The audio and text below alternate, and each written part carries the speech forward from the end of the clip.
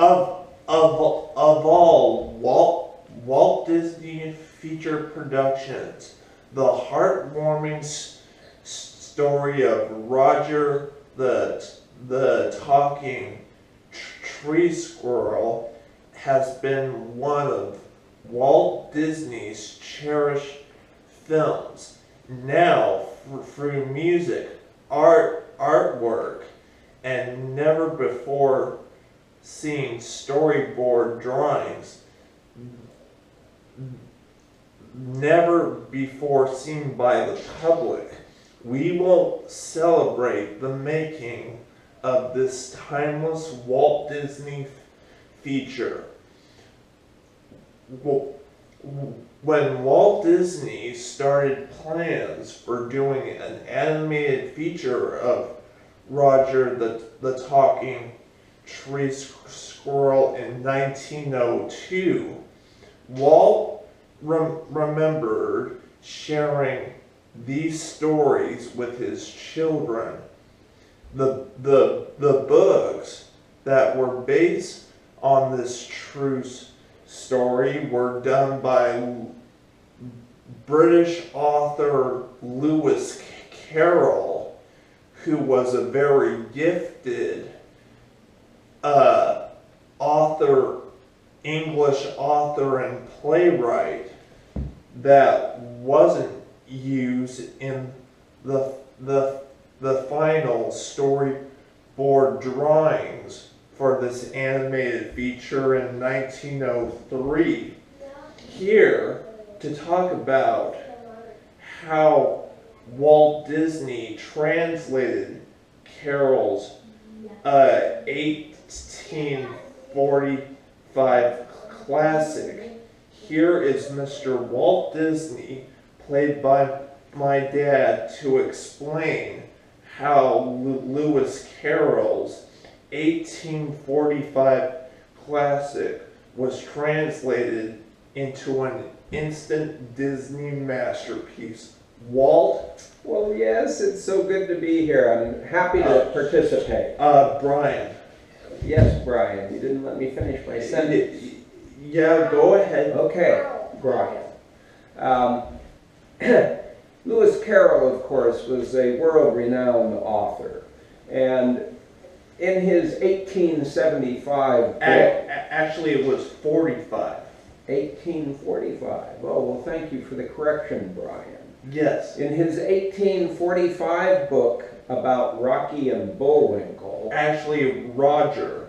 Well, actually, 1845, he wrote a book about Roger and Bullwinkle. I mean, Rocky and Bullwinkle. Yes. Rocky was a flying squirrel.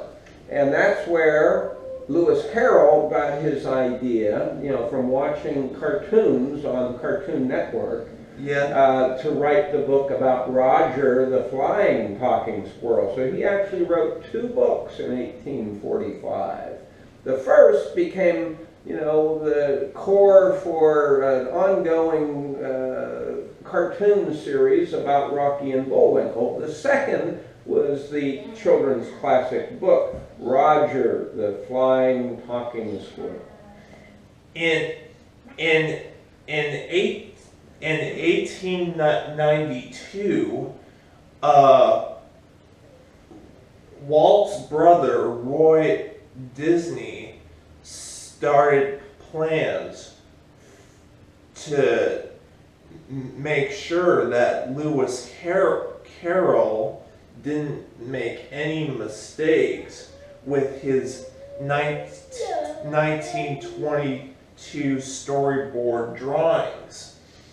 Here, to explain some of Walt Disney's cherished work, here is Frank Thomas, played by Erlance Hippolyte, who will tell you some of the storyboard drawings he created in 1921. Frank? Thank you, Brian. 1921 was a year of inspiration. And these storyboards, you know, the inspiration came from the book of Roger and the Flying Squirrel, and it was a pleasure to be part of that project. We try to bring up the character to life as much as we can, and all of the drawing people that was in that room did their best. As you can see, the result of that timeless production. Thank you. In 1904, color stylist Mary Blair had the opportunity to bring the character of Roger the talking flying tree squirrel to life. Here is Mary Blair, played by my sister Starry, who will tell you about her inspiration to paint the colorful Roger the talking flying tree squirrel to life. Mary? Thank you, Brian. Well, I was very inspired to bring this to full color, and I painted the pictures as best I could. Beautiful colors. It was so beautiful. And then they filmed it, and it was in black and white, and I was so disappointed.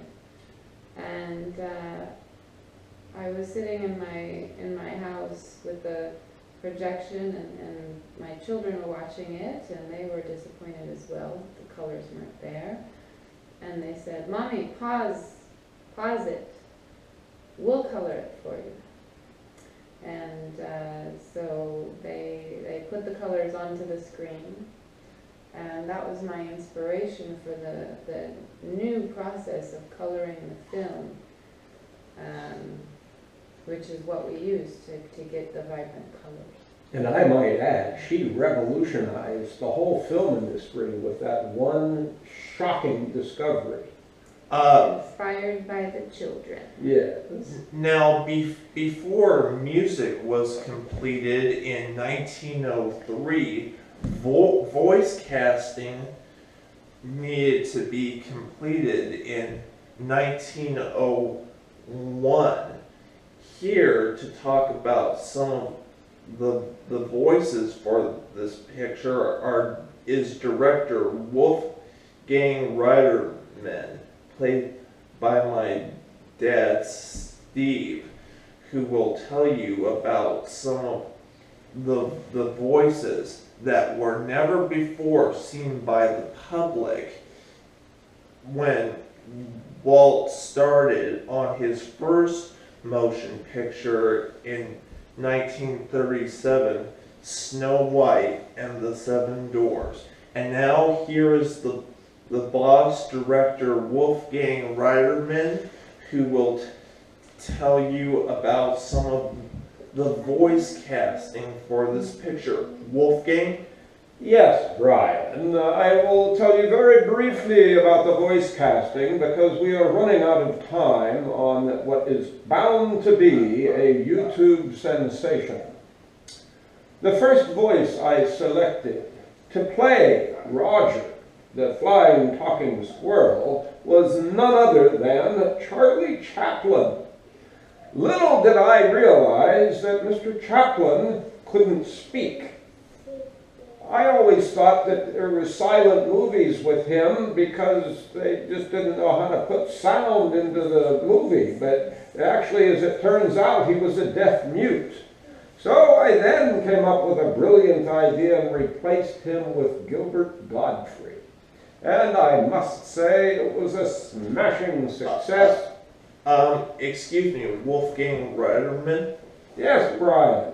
Would you talk about some of the other voices? Oh, well, of course. There was Betty Grable, Marlene Dietrich, and none other than Julie Andrews. Oh, she is one hot mama. I really enjoyed listening to her sing. It's like a meadowlark. Well, that's it for this special behind-the-scenes story of Roger the talking flying tree squirrel, the magic behind the masterpiece. Take care, audience. Goodbye. Goodbye, audience. Well, let's hope that this time it was on video rather than taking single pictures. And now, cast and crew, I will go to the computer to find out. Ta-ta! Bye-bye!